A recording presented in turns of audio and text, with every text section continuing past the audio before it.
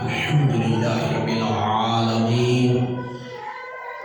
والصلاة والسلام على سيد الأنبياء والمرسلين أما بعد قال الله عز وجل في القرآن الحكيم يا أيها الذين آمنوا اتقوا الله وابتغوا إليه الوسيلة صدق الله مولانا العليم وبلغنا رسوله النبي الكريم الحبيب. درس القرآن والحديث الآن عن التوسل بالأنبياء والصالحين بالمجلس الثانية. آج کا درس قرآن درس حدیث انبیاء اور اولیاء کے وسیلے سے دعا مانگنے کی دوسرے حصے پہ. پہلا حصہ ہم نے بیان کر دیا تھا توسل کا تفصیل کے ساتھ، یعنی وسیلے کا قرآن اور حدیث سے پچھلے جمعے بھی گئے. اس کا ایک حصہ بھی باقی ہے. اس پر درس قرآن درس حدیث ہوگا، توجہ کے ساتھ سنیے گا. خلاق عالم جل شانہ ہونے والوں نے قرآن حکیم میں ارشاد فرمایا یا ایھا الذین آمنوا اتقوا اللہ، اے ایمان والو اللہ سے ڈرو، وابتغوا الیہ الوسیلہ، اور اللہ کی طرف وسیلہ ڈھونڈو، اللہ کی طرف وسیلہ تلاش کرو. فسر امام الفصیل عبداللہ بن عباس رضی اللہ عنہ وفسر المفسر الشهير المحمود علوسی البغدادی فی تفسیر المعانی، وفسر المفسر الشهير ابن الجریر فی تفسیرہ، وفسر المفسر الشهير العلامہ اسماعیل حقی رحمہ اللہ، وفسر المفسر الشهير المفسر المحدث المحقق المؤرخ جلال الدین سیوطی شافعی فی تفاسیر فی هذه الآیہ. ان تمام مفسرین عبداللہ ابن عباس، علامہ محمود علوسی البغدادی،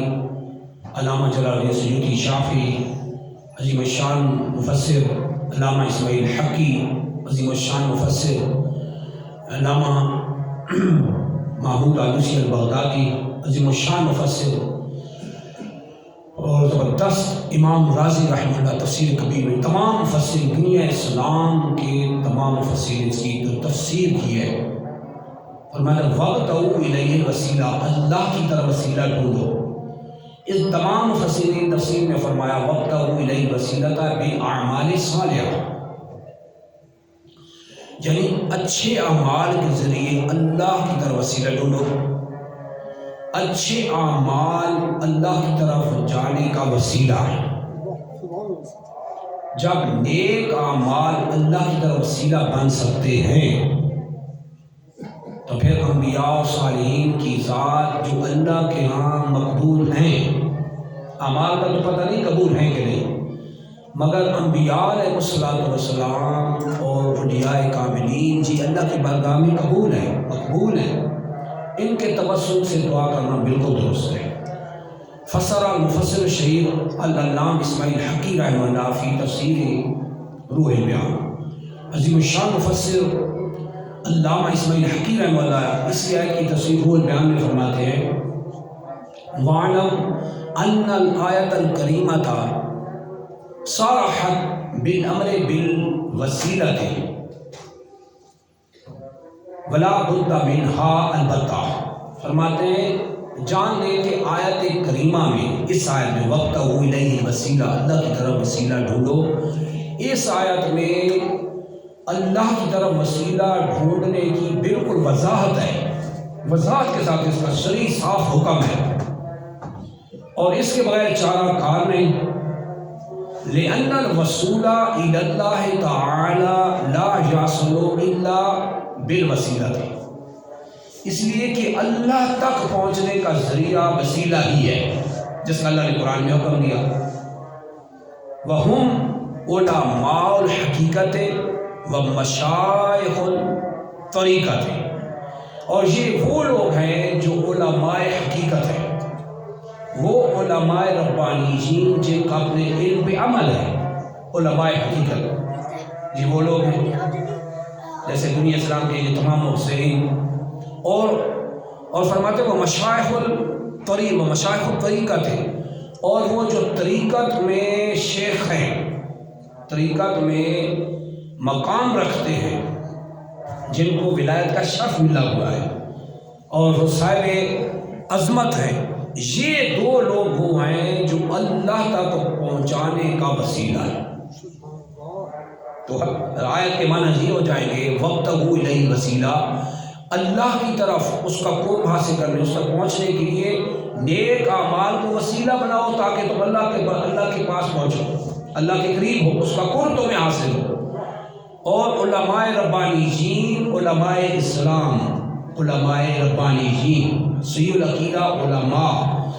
اور مشائخ طریقت، جن کا اپنی طریقت میں قرآن و سنت پر چلانے میں کامل عبور ہے، وہ لوگ اللہ کی طرف پہنچانے کا وسیلہ ہے۔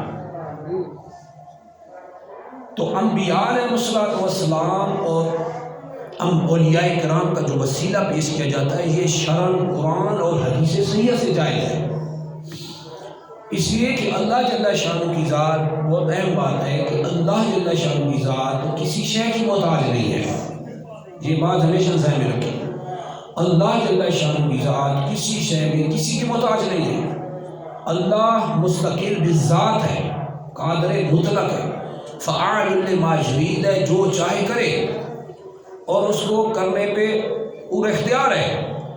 اور اس کو کوئی روک نہیں سکتا، اور وہ کسی کا کسی معاملے میں محتاج نہیں ہے، جیسے اور معاملات میں وہ کسی کا محتاج نہیں ہے، وہ وسیلے میں بھی کسی کا محتاج نہیں۔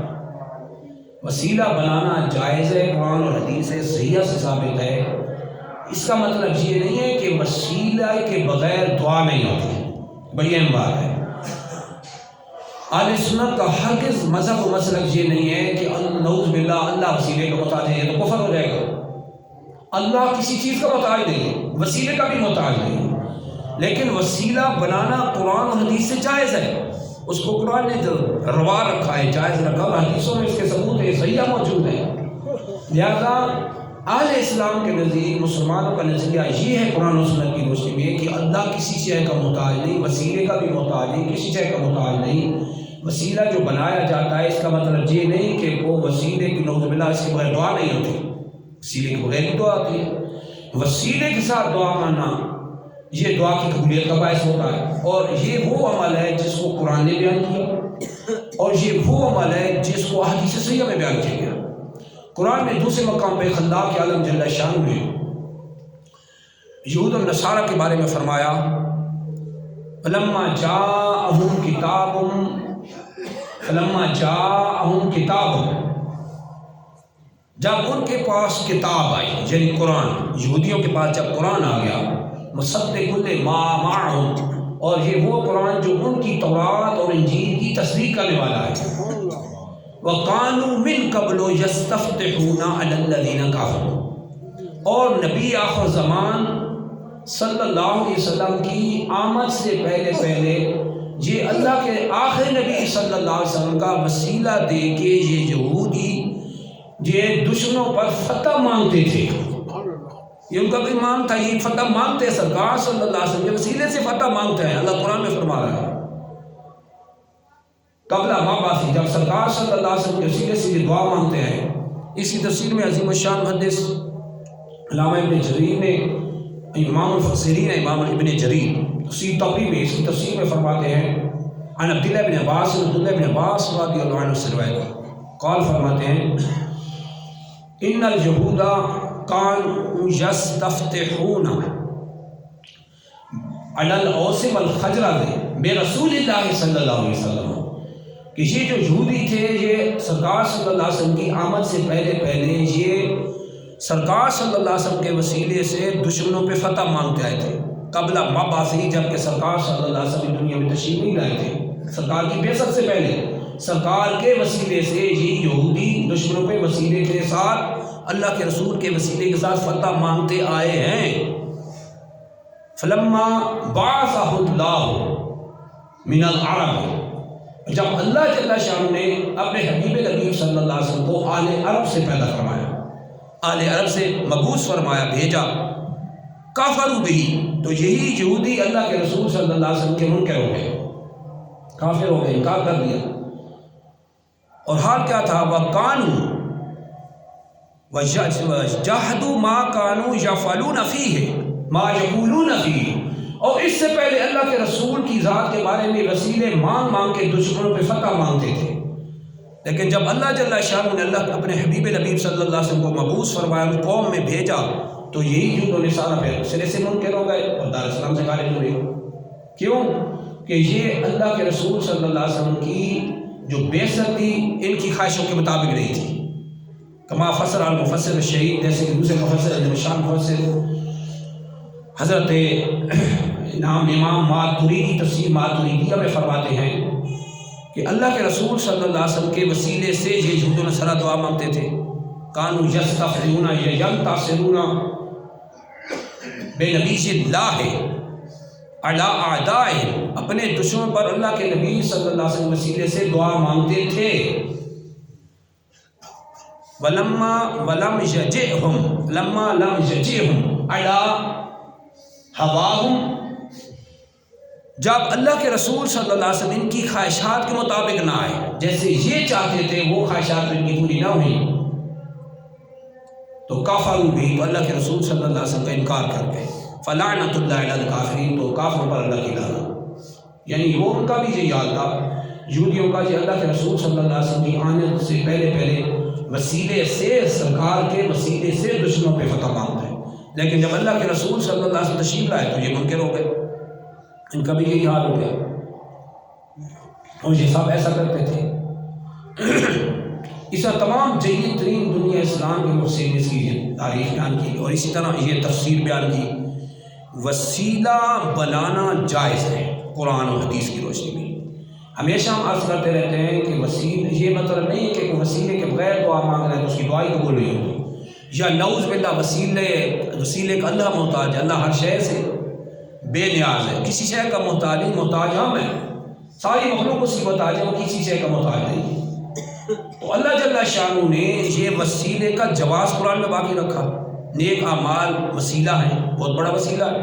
اس طرح علماء ربانیین اور مشائخ کاملین، اولیاء طریقت، یہ بھی وسیلہ اللہ تک پہنچنے کا، یہ اللہ کے تک پہنچاتے ہیں، کیونکہ اس میں راستے ہوتے ہیں قرآن و سنت کے مطابق چلانے کے، تو یہ وسیلہ بالکل جائز ہے۔ اب احادیث سیہ کی روشنی میں دیکھیں تو سرکار صلی اللہ علیہ وسلم نے اس کو بڑی تفصیل اور وضاحت کے ساتھ بیان کیا۔ کما رواہ المحدث الشہید، جیسا کہ عظیم شان محدث امام طبرانی نے اس کو معجم الکبیر میں نقل فرمایا، ورئیس المحدثین محمد بن اسماعیل البخاری فی صحیح، رئیس المحدثین محمد بن اسماعیل البخاری نے اس کو اپنی صحیح میں نقل فرمایا۔ عن انس، حضرت انس رضی اللہ عنہ سے روایت فرماتے ہیں، قحط اہل المدینہ قحطا شدیدا، قحط اہل المدینہ قحطا شدیدا، مدینہ کے لوگ شدید کاسالی میں مبتلا ہو گئے،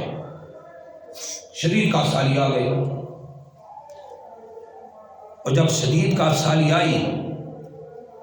فشقوا الی عائشہ رضی اللہ عنہا، تو یہ شکایت لے کے ام المؤمنین عائشہ صدیقہ عفیفہ رضی اللہ عنہا کی بارگاہ میں آئی، شدید کاسالی ہے، بارش نہیں برس رہی، فقالت، تو ام المؤمنین عائشہ صدیقہ عفیفہ رضی اللہ عنہا نے فرمایا، انظروا الی قبر رسول اللہ صلی اللہ علیہ وسلم، اللہ کے رسول مکرم صلی اللہ علیہ وسلم کی قبر انور کو دیکھو، فجعلوا فیہا کون الی السماء، اور جو روضہ انور کے اوپر والا حصہ ہے اس میں سے ایک حصہ کھول دو، اوپر والا حصہ کھول دو، حتی لا یکون بینہ و بین السماء سقف، یہاں تک کہ قبر انور اور آسمان کے درمیان کوئی پردہ نہ رہے، یعنی اوپر سے کھول دو، تھوڑا سا روزے کو کھول دو، تو اس درمیان اسی عمل کرو۔ قال راوی حدیث، جو حدیث کے راوی ہیں، راوی حدیث فرماتے ہیں ففعلوا، لوگوں نے ایسا ہی کیا، فمطرنا مطرا، تو فرماتے ہیں ہمیں بارش سے سیراب کر دیا گیا، بارش سے سیراب کر دیا گیا، اور یہاں تک کہ حتی نبت، یہاں تک کہ سبزہ ہوگا، وثمن الابل، اور اونٹ فربا ہو گئے، اتنی فراوانی چارے کی ہوئی کہ اونٹ کھا کھا فربا ہو گئے، بارش دھوپ سے برسی، موسلادھار بارش برسی، یعنی سرکار صلی اللہ علیہ وسلم کے روزہ انور کے وسیلے سے بھی بارش برسی ہے۔ خود تو سرکار کی ذات سبحان اللہ محبوب رب العالمین ہے، سرکار صلی اللہ علیہ وسلم کے روزہ انور کا وسیلہ دے کے بھی بارش برسی ہے، اور یہ حدیث صحیح سے ثابت ہے۔ اور یہ رہنمائی کرنے والی کون ہے؟ ام المؤمنین عائشہ صدیقہ عفیفہ ہیں، فرمایا قبر انور کو اوپر سے کھولو اور قبر انور کو آسمان کے درمیان کوئی حصہ کھول دو تاکہ قبر انور آسمان کے درمیان کوئی پردہ نہ رہے، ایسے بارش برسائی گئی کہ موسلادھار بارش برسی، ان کو بارش خراب کر دیا گیا۔ یہ سرکار صلی اللہ علیہ وسلم کی ازواج مطہرہ میں ام المؤمنین عائشہ صدیقہ عفیفہ رضی اللہ عنہا نے یہ عمل کر کے دکھایا، ایسے ہی کیا پھر بارش برسائی گئی۔ پھر سرکار صلی اللہ علیہ وسلم کے وصال ظہری کے بعد بھی اس طرح لوگ سرکار صلی اللہ علیہ وسلم کی قبر پہ صحابہ کرام بھی حاضر ہوئے، کما رواہ المحدث الشہید محمد بن عبداللہ ورواہ عبداللہ بن محمد بن ابی شیبہ فی مصنفہ والبہقی، اس حدیث باب کو امام بہقی ابن ابی شیبہ نے نقل فرمایا، اسناد صحیح کے ساتھ نقل فرمایا۔ عن انس رضی اللہ عنہ، حضرت انس رضی اللہ عنہ سے روایت ہے ان الناس قحطوا فی خلافت عمر، فاروق اعظم رضی اللہ عنہ کی دور خلافت میں لوگ قحط میں مبتلا ہوئے، فجاء بلال بن الحارث الى قبر النبی صلی اللہ علیہ وسلم، تو حضرت سیدنا بلال بن حارث سرکار صلی اللہ علیہ وسلم کی قبر انور پر تشریف لائے، بلال بن حارث صحابی رسول ہیں، قبر انور پہ تشریف لائے، فقال، اور قبر انور کے اوپر کھڑے ہو کے عرض کر رہے ہیں، یا رسول اللہ صلی اللہ علیہ وسلم استسقِ لامتی، یا رسول اللہ صلی اللہ علیہ وسلم اپنی امت کے لیے بارش مانگیں، اپنی امت کے لیے بارش کی دعا کریں، اپنی امت کے لیے بارش طلب کریں، فإنہم ہلکوا، اس لیے کہ اگر بارش نہ برسی تو یہ کاشانی سے ہلاک ہو جائے گی۔ اب وہ بلال بن حارث قبر انور پہ سو گئے، ساتھ سو گئے، فجاء رسول اللہ رسول اللہ صلی اللہ علیہ وسلم،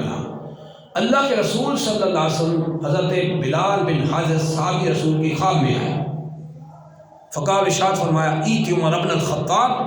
فاروق اعظم کے پاس جاؤ، وَأَخْبِرْهُ، وَقْرَأْ مِنِّي السَّلَامَ، میری طرف سے سلام کو، وَأَخْبِرْهُ، اور ان کو جا کے یہ خبر دے دو، خوشخبری دو، انہم یسقون، کو ان پہ عنقریب بارش برسائی جائے گی۔ فجاؤ، تو بلال بن حارث صحابی رسول حضرت فاروق اعظم رضی اللہ عنہ کے پاس تشریف لے آئے، فاخبروا،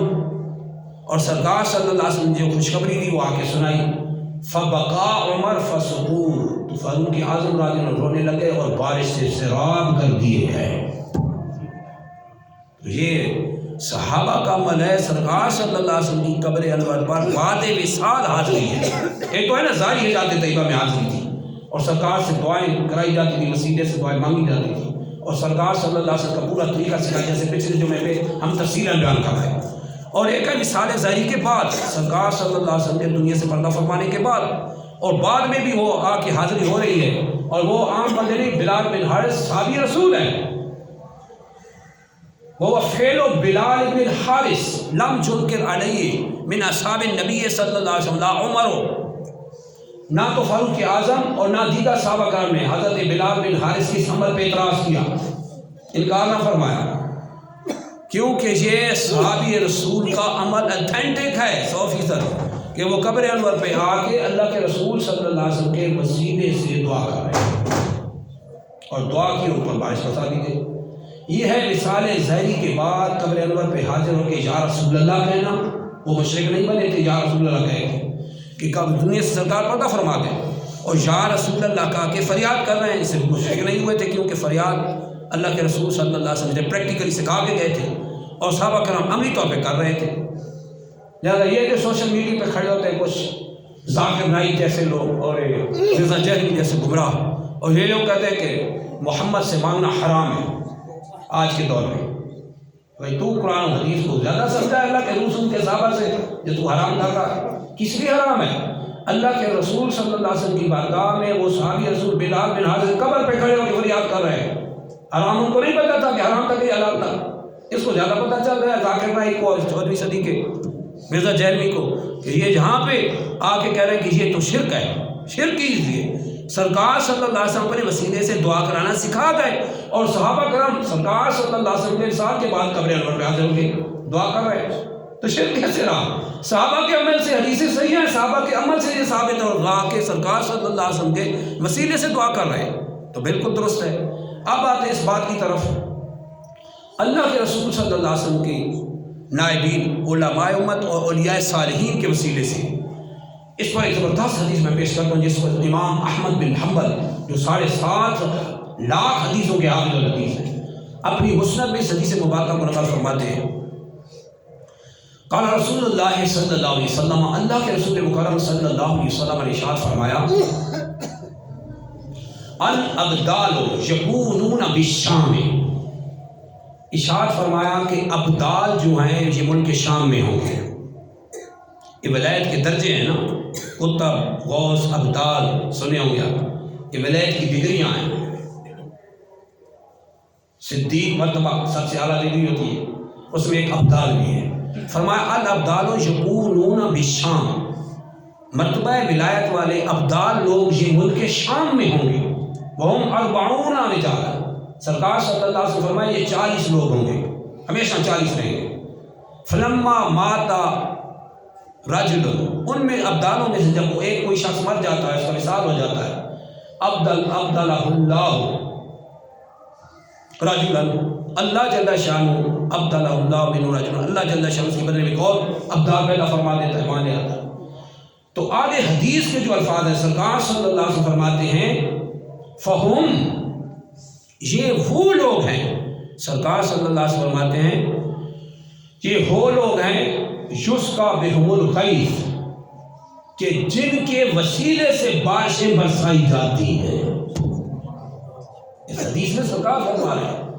ان کے وسیلے سے بارشیں، ابدالوں کے وسیلے سے، اولیاء کاملین کے وسیلے سے بارشیں برسائی جاتی ہیں، بارشیں برسائی جاتی ہیں اور ان کے وسیلے سے بچائی جاتی ہیں. اور آگے سرکار صلی اللہ علیہ وسلم فرماتے ہیں وَيُصْرَفُ عَنْ أَهْلِ الشَّامِ بِهِمُ الْعَذَابِ، اور اہل شام سے ان کے وسیلے کی وجہ سے عذاب ہٹائے جاتے ہیں. ان ابدالوں کی وجہ سے جو مرتبہ ولایت میں ایک درجہ ہے ابدال، تو ان کے وسیلے سے یہ سب کچھ ہو رہا ہے. سرکار صلی اللہ علیہ وسلم حدیث صحیحہ میں یہ بتا کے گئے ہیں. لہٰذا یہ کوئی آج نیو چیز نہیں ہے، نئی چیز نہیں آ گئی کہ یہ انبیاء اور اولیاء کا کوئی وسیلہ دے تو کہنے نا یہ تو ناجائز ہو گیا. بالکل ناجائز نہیں ہے. انبیاء اور صالحین کا صرف وسیلہ بالکل جائز ہے اور یہ حدیث صحیحت ہے. اور اسی کی وجہ سے فرما رہے ہیں سرکار صلی اللہ علیہ وسلم بارشیں برسائی جاتی ہیں، ان کی وجہ سے اصحاب ٹالے جاتے ہیں اور ان کی وجہ سے ملک شام سے اصحاب ٹالے جاتے ہیں. اور خود سرکار کی سبحان اللہ شان ہے تو غلاموں کی شان بھی ہے کہ ان کی وجہ سے بارشیں برسائی جاتی ہیں. اولیاء کاملین درجہ ابدال میں جو ہیں ان کی وجہ سے بارشیں برسائی جاتی ہیں اور مسائل دور کیے جاتے ہیں اور عذابوں کو ٹالا جاتا ہے ملک شام سے. یہ حدیث صحیح ہے. اب آتے ہیں میرے اور آپ سب کے والد حضرت آدم علیہ السلام، جن سے ہم آدمی کہلاتے ہیں. آدم علیہ السلام سے ہم بنے آدمی، اس کا منسوب ہے. آپ کا نام آدم علیہ السلام ہے. دنیا میں سب سے پہلا انسان جو بھیجا گیا اور جس سے انسانیت کا سلسلہ چلا آدم علیہ السلام. اب حدیث ذرا سنیے گا توجہ کے ساتھ. میرے اور آپ کے والد جو ہمارے حقیقی والد ہیں حضرت آدم علیہ السلام، جس سے ہمارا سلسلہ چلا انسانیت، ان کی خطا بھی سرکار کے وسیلے سے معاف کی گئی ہے. توجہ رکھنا، بہت زبردست حدیث پیش کرنے لگا ہوں اور حدیث صحیح ہے سند کے اعتبار سے. رواہ البیہقی فی دلائل النبوہ، عظیم الشان حدیث امام حسین البیہقی نے اس کو دلائل النبوہ میں نقل کیا. والمتقی فی کنز الایمان، کنز الاموال، امام متقی عظیم الشان حدیث کنز الاموال میں اس کو نقل فرمایا. وشارح البخاری المحدث الشہیر امام احمد قسطلانی فی مواہب الدنیا، امام احمد بن قسطلانی نے اس کو مواہب الدنیا میں حدیث صحیح کو نقل فرمایا۔ والحاکم فی المستدرک، امام حاکم محدث نے اس کو مستدرک میں نقل کیا۔ مستدرک وہ کتاب ہے جن حدیث کو امام بخاری امام مسلم نے چھوڑا ہے، اس لیے نہیں چھوڑا کہ حدیثیں ضعیف ہیں، حدیثیں صحیح ہیں، مگر انہوں نے ان کو نہیں لیا، چھوڑ دیا ہے۔ تو وہ حدیث صحیحہ امام بخاری امام مسلم کی جو شرط حدیث ہے، حدیث کی شرائط پر، وہ ساری حدیثیں امام بخاری امام مسلم کی امام حاکم نے مستدرک میں نقل کی ہے۔ اس ہائی لیول کی حدیث ہے، اس حدیث کو نقل کیا تمام محدثینوں، بالکل حدیث درجہ حسن پر صحیح ہے بالکل۔ وقال طبرانی، امام طبرانی فرماتے ہیں حدیث بالکل صحیح ہے، امام حاکم فرماتے ہیں یہ بالکل حدیث صحیح ہے۔ اب اس حدیث پاک کی طرف آتے ہیں۔ ان عمر بن الخطاب رضی اللہ عنہ، فاروق اعظم رضی اللہ عنہ سے قول فرماتے ہیں لما اقترف آدم الخطیہ، جب آدم علیہ السلام سے خطائے اجتہادی ہوئی، توجہ رکھنا، انبیاء معصوم عن الخطا ہے، یاد رکھیں انبیاء گناہوں سے محفوظ ہیں، معصوم ہیں، یعنی گناہ کر ہی نہیں سکتے، خطا اجتہادی ہو سکتی ہے، یہ فرق رکھنا، یہ نہیں کہ نعوذ باللہ آدم علیہ السلام نے گناہ کیا۔ آدم علیہ السلام سے جب خطا ہوئی، خطائے اجتہادی ہوئی، اور شجرہ ممنوعہ جس طرح کے کھانے سے، پھل کھانے سے منع کیا گیا تھا، تو آدم علیہ السلام اجتہادی غلطی کی بنا پہ وہاں چلے گئے اور کھا لیا۔ اس کے قریب فلا تقربا هذه الشجرة، اللہ قرآن میں فرماتا ہے اے آدم و حوا تم دونوں اس درخت کے پاس نہ جانا، اس کا پھل اس کا نہیں کھانا، اس کا کچھ نہیں کھانا، اس کے قریب نہ جانا، لا تقربا هذه الشجرة، اس کے قریب نہیں جانا، کیونکہ حکم تھا کہ اس کے قریب نہیں جانا۔ تو وہاں اجتہادی خطا ہوئی کہ آدم علیہ السلام اجتہادی خطا اللہ ہی کے ارادے سے، یاد رکھنا، اللہ ارادہ نہ کرے نا وہ پتہ ہی نہیں چل سکتا، یہ دنیا بھی بتانی تھی اللہ نے، ایک سلسلہ اللہ نے چلانا تھا، ارادہ خداوندی میں تھا کہ یہ خطا کرے۔ فَأَزَلَّهُمَ الشَّيْطَانُ، اس لیے آگے قرآن میں اللہ فرماتا ہے کہ شیطان نے ان کو اس طرف کیا، اس طرف ذہن کیا کہ کریں، تو کیا کیا اللہ جل شانہ نے کہ یہ مقرب بندے آدم اور حوا اجتہادی خطا کر گئے کہ یہاں قریب ہونا منع ہے، کھانا تو منع نہیں ہے، اجتہادی خطا یہاں ہوئی ہے، اور شجر ممنوعہ کا پھل کھا لیا جو نہیں کھانا تھا، تو اللہ جل شانہ نے آدم علیہ السلام کی اس خطا پہ آپ کو زمین پہ پھینک دیا، جسم پہ جو جنتی لباس تھا ہٹ گیا اور ورق چپائے، اور اللہ نے پھر ان کو دنیا میں بھیجا۔ اللہ نے دنیا میں اس لیے بھیجا کہ دنیا اللہ نے بنانی تھی، فرشتے تو پہلے ہی موجود تھے، دنیا کو چلانا تھا اللہ نے، اس ورلڈ کو بنانا تھا اللہ نے، ایک نظام چلانا تھا، ایک سلسلے چلانے تھے، اس لیے ارادہ خداوندی کے بغیر پتا بھی نہیں گرتا، یاد رکھیں۔ بارش کا قطرہ فرشتہ ہر قطرے کے ساتھ آتا ہے حدیث میں، اور اس کو وہاں ہی رکھتا ہے جہاں اللہ کا حکم ہوتا ہے، وہ بھی ادھر ادھر نہیں ہوتا۔ آپ اندازہ لگائیں کتنی بارشیں کتنے کرتے اور فرشتوں میں اندازہ لگا رہے، اللہ کے حکم کر تو پتہ ہی نہیں ہلتا ارادے کو، یہ اللہ نے ارادہ خود فرمایا کہ آدم علیہ السلام پیدا ہوں، اجتہادی خطا ہو، دنیا بس نظام چلے، اور ایسے ہی ہوا، اجتہادی خطا ہوئی، گناہ نہیں، اجتہادی خطا پہ گناہ نہیں ہوتا، یاد رکھنا، اجتہادی خطا ہوئی تو سرکار صلی اللہ علیہ وسلم حضرت فاروق اعظم رضی اللہ عنہ فرماتے ہیں جب اجتہادی خطا ہوئی تو اللہ کے رسول صلی اللہ علیہ وسلم فرماتے ہیں آدم علیہ السلام نے عرض کی یا رب اسألک بحق محمد لما غفرت لی ان غفرت لی، اے اللہ جل شانہ تجھے تیرے محمد صلی اللہ علیہ وسلم کا وسیلہ پیش کرتا ہوں، ان کے وسیلے سے میری خطا بخش دے، اجتہادی خطا معاف، 300 سال تک کافر ہوتے رہے، 300 سال، اور اجتہادی خطا بخش دے۔ قال اللہ جل شانہ فرمایا قال یا آدم کیف عرفت محمدا ولم اخلقه، اے آدم علیہ السلام یہ بتاؤ محمد صلی اللہ علیہ وسلم کو کیسے پہچانا، حالانکہ اللہ علم ازلی سے جانتا ہے، ہر کوشچن سوال ناعلمی کی وجہ سے نہیں کیا تھا، کسی پہ حقیقت کو ظاہر کرنے کے لیے بھی ہوتا ہے۔ تو اللہ جل شانہ نے پوچھا یہ محمد کو کیسے پہچانا صلی اللہ علیہ وسلم، ولم اخلقه کہ جسداً جسمانی لحاظ سے ابھی تو ان کو بھیجا ہی نہیں ہے، نورانی اعتبار سے سرکار کی تخلیق سب سے پہلے ہوئی ہے، لیکن جسمانی اعتبار سے تو ابھی نہیں مبعوث فرمایا، کیسے پہچان لیا؟ فقال آدم علیہ السلام تو آدم علیہ السلام نے کی یا رب لأنک لما خلقتنی، اے اللہ جب تو نے مجھے پیدا فرمایا وَنَفَخْتَ فِيَّ مِن روحی